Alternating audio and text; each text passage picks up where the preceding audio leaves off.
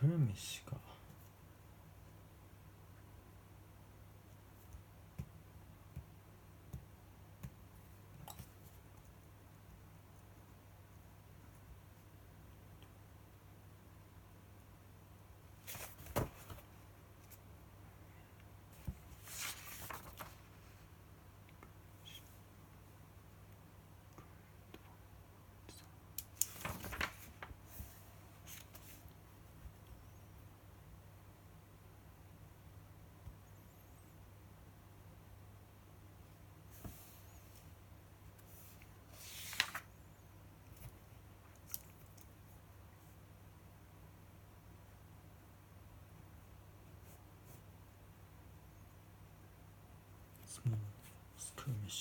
Small battle, skirmish, turbulent cognizant,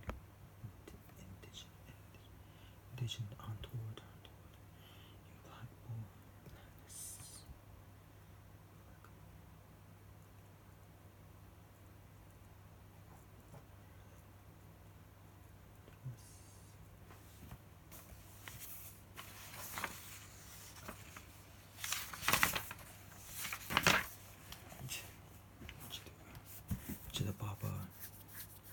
About that here, along with the most schools adapted more leading policies regarding students' hairstyles, hours to the wide reputed showdown on their practice of private and bright colored blithely dot here. Two honor students, John Harris and Jan Chester, one sent to the principal by the French teachers, an implacable rule enforcer, who went into the proximate when she spied the students in the hall. At first, it seemed like a simple case. The school would reprimand the two for their untoward behavior and order them to return their hair color to their natural colors or be suspended. But the students' parents decided that the school had overstepped its jurisdiction, and they took their case to the newspapers. What started as local skirmish now began to take on the appearance of a full-scale war. The tempest spills out of the teapot. Once the newspaper got the story, the case of the two students became a cause celebre. Ron and Jan were interviewed, seen on TV, and regarded by their fellow students as superstars. These are not delinquents or who's, or one reporter wrote, but clean American teens who are being harassed by a monolithic school system. A caustic editorial referred to the school's decision as arbitrary and inane. A false story even circulated about Ron and Jan being rock and roll performers whose indigent families needed their salaries. Finally, the Civil Liberties Union jumped into the fray, with the court ordering stipulating that the principal be required to show cause why the students shouldn't be allowed to return to class. Haircut dilemma. The school authorities were stymied.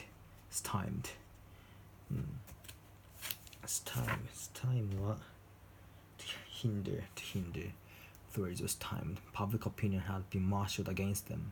No longer was it a simple case of disciplining on two wayward students. Upward students suddenly had taken on the appearance of a nightmare, in which the principal was pictured in cartoons as either hanged in effigy or making a villainous swipe at the two young heroes. But the officials couldn't allow Ron and Jan to flout their authority with impunity. Members of the school board concurred with the principal's action, but they were cognizant of the popular support for the students. Clearly, action was called for to resolve the turbulent situation. Following executive session, the school board ordered the principal to terminate the suspension and to send Ron and Jan back to the class forthwith, unless it could be shown that their presence disrupted the learning process. There was no reason to bar the two. It was a bitter pill to swallow for the principal, whose irritation was exacerbated by the ruling. But some of the sting was taken out of the victory when the students appeared in school the next day with their hair returned to their natural colors. Everyone breathed a sigh of relief, just as things were about to revert to normalcy. However, the same French teacher then demanded that a girl be ousted from class for wearing a miniskirt. Effigy likeness. Effigy, flout, indigent, paroxysm, time, fray, riotous, implacable.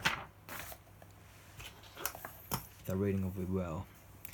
One full week after the funeral, the immediate family of millionaire Charles Hudson was gathered in the law office to hear the reading of the deceased will. Mr. Hudson's wife, 30 years his junior, was prepared for a bitter skirmish with his former wife and his son.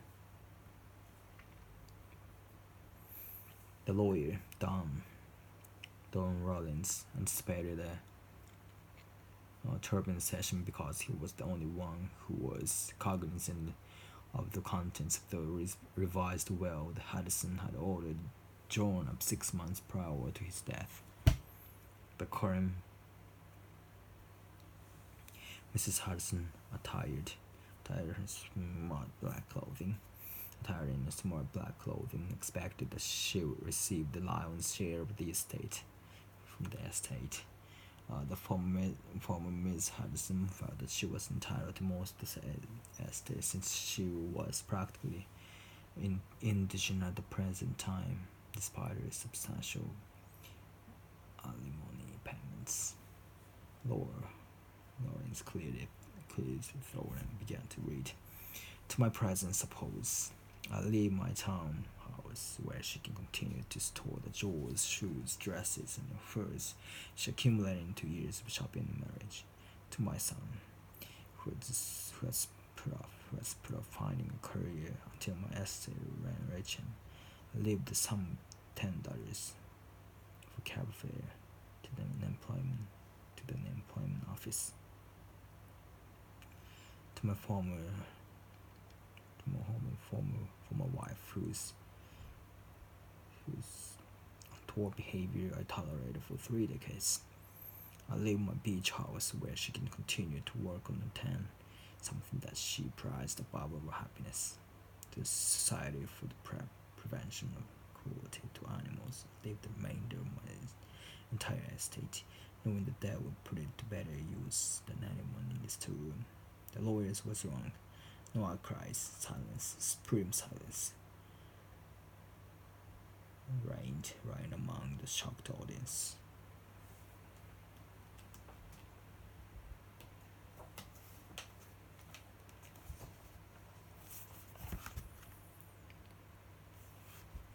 Anybody didn't get something they expected. Yeah. The bill was right, I guess.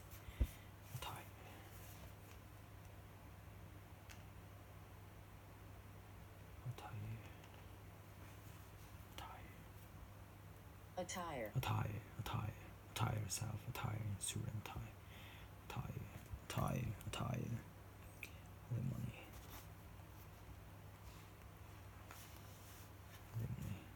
alimony, despite her substantial alimony payments.